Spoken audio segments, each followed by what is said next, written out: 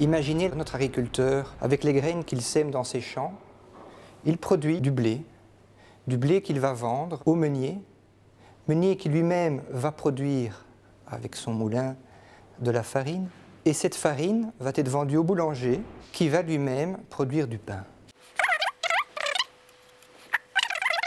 Le PIB, ce n'est rien d'autre que ça, c'est simplement regarder la valeur ajoutée de nos différents acteurs économiques dans le circuit économique. La BNB, la Banque nationale, dans ce schéma-là, va bien entendu tenter de récolter des informations auprès des différentes institutions fédérales ou régionales qui collectent des données de ces différents acteurs pour savoir quelle aura été leur production.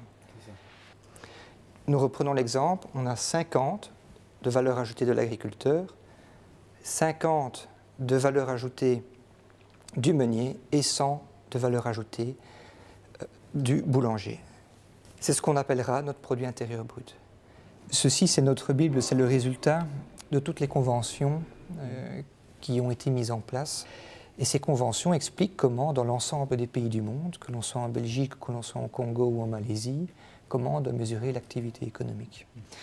Le principe est de dire, nous intégrons dans le PIB quelque chose sur lequel les conventions sont déjà reconnues, et libre à tout qui voudrait avoir des informations, de s'éloigner de ce concept-là, qui n'est pas du tout fétiche pour nous, de s'éloigner de ce concept-là et de développer des indicateurs alternatifs.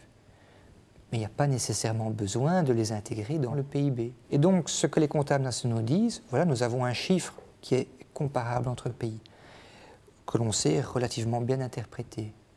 Mais ce chiffre ne doit jamais être lu seul. Déjà maintenant, quand vous regardez le PIB, vous pouvez comparer l'évolution du taux d'épargne pour voir si l'évolution du PIB ne se fait pas au détriment du taux d'épargne des ménages, s'il n'y a pas un endettement qui se profile.